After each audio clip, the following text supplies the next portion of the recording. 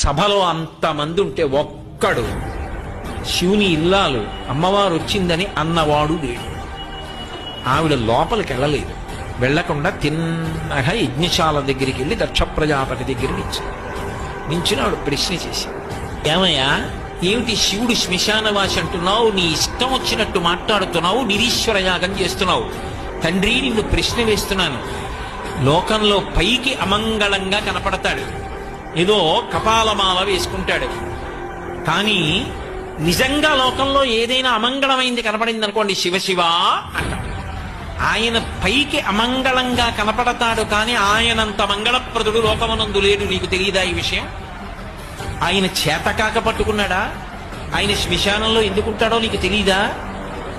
ఆయన శ్మశానంలో ఎందుకుంటాడు అంటే, చచ్చిపోయేటంత వరకు అక్కర్లేని చోట్ల అన్నింటిలోనూ తిరిగి ఎన్నడూ శ్మశానానికి వెళ్ళని వాడు చచ్చిపోయిన తర్వాత కాళ్ళు చేతులు కట్టి కొత్త కర్రల మీద పట్టుకెళ్ళి తీసుకెళ్లి దహించేస్తే వాడిలో ఉన్న జీవుడే పైకి లేచి ఒక్కడు నిలబడి ఏడుస్తుంటే, ప్రదోషవేళ అయిపోయిన తర్వాత కొడుకు కూడా పక్కన లేకుండా అందరూ ఇంటికి వెళ్ళిపోతే, అయ్యో నాది నాదనుకున్న ఈ శరీరం కూడా కాలిపోయిందని ఏడుస్తుంటే, చచ్చిపోయిన వాడు ఇంకొక మాట చచ్చిపోకుండా ఉండడానికి, ఓదార్చడానికి నాన్నవాడు ఒక్కడక్కడ ఉండడని నేనున్నాను పార్వతి ఏం చెప్పాడు మహాభారతం అనుశాసనిక ప్రమంలో.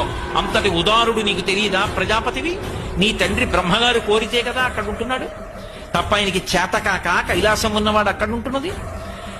నీ ఇష్టం వచ్చినట్లు మాట్లాడుతున్నావుట శంకరుడి గురించి. నిన్ను కన్న తండ్రి చతుర్ముఖ బ్రహ్మగారంతటి వాడు ఆ మహాత్ముని యొక్క పాదములకు అంటుకున్నటువంటి ధూళి తీసి 4 శిరస్సుల మీద 4 కిరీటముల మీద చల్లుకుంటున్నాడే.